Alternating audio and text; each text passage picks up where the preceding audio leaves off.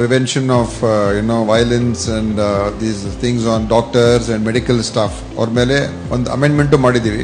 So ನಾವು ಯಾರೇ ಒಬ್ಬರು ಡಾಕ್ಟರ್ ಮೇಲೆ ಇರ್ಬೋದು ಅಥವಾ ನರ್ಸ್ ಮೇಲೆ ಇರ್ಬೋದು, ಸ್ಟಾಫ್ ಮೇಲೂ ಕೂಡ ಇರ್ಬೋದು, ಅವ್ರ ಮೇಲೆ ಏನಾದರೂ ಈ ಥರ ಅಗೌರವಿಸುವಂಥದ್ದು, ಹಲ್ಲೆ ಮಾಡುವಂಥದ್ದು, ಅವಮಾನ ಮಾಡುವಂಥದ್ದು, ಇದೇ ಏನೇ ಮಾಡಿದ್ರು ಅವ್ರಿಗೆ 3 ವರ್ಷದಿಂದ 7 ವರ್ಷ ಅವ್ರಿಗೆ ಶಿಕ್ಷೆ ಆಗಬೇಕು ಅಂತ ಒಂದು ಮಾಡಿದ್ದೀವಿ.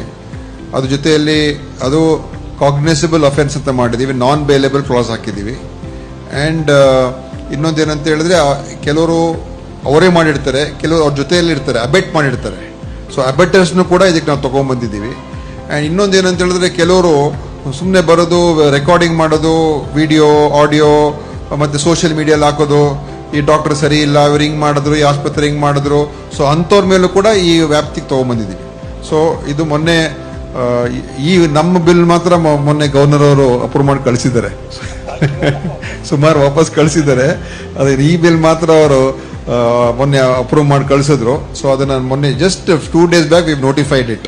So we will give this information to all ನಮ್ಮ ಲಾ ಎನ್ಫೋರ್ಸ್ಮೆಂಟ್ ಅವ್ರಿಗೆ, ಪೊಲೀಸ್ ಅವ್ರಿಗೆ ಮತ್ತು ಎಲ್ಲರೂ ಕೂಡ. ಆ್ಯಂಡ್ ಇದರದ್ದು ನಾವು ಇದನ್ನು ರೆಡಿ ಮಾಡ್ತಾ ಇದ್ದೀವಿ, ಒಂದು ಪೋಸ್ಟರ್ ಥರ. ಸೊ ಈ ಥರ ಎಲ್ಲ ಯಾರೇ ಈ ಥರ ಮಾಡಿದ್ರೆ ಇದು ಕಾನೂನು ಬಾಹಿರ, ನಿಮ್ಮ ಮೇಲೆ ಈ ಥರ ಕ್ರಮ ಆಗುತ್ತೆ ಅಂತ ಹೇಳಿ ಗೌರ್ಮೆಂಟ್ ಅಫಿಷಿಯಲ್ ಆಗಿ ಒಂದು ಪೋಸ್ಟರ್ ಥರ ಮಾಡಿ that we will give it to all the hospitals.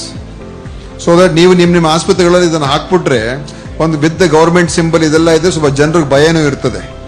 So ಅದೊಂದು ಮಾಡೋದಕ್ಕೆ ನಾವು ಡಿಸೈಡ್ ಮಾಡಿದ್ದೀವಿ. ಸೊ ದ್ಯಾಟ್ ಪಬ್ಲಿಕ್ ಅವೇರ್ನೆಸ್ ಇರಲಿ, ಗೌರ್ಮೆಂಟ್ ಆಸ್ಪತ್ರೆ ಇರ್ಬೋದು, ಪ್ರೈವೇಟ್ ಆಸ್ಪತ್ರೆ ಇರ್ಬೋದು, ಅದನ್ನು ಒಂದು ಹಾಕಿದ್ರೆ ಒಂದು ಫಿಯರ್ ಇರ್ತದೆ.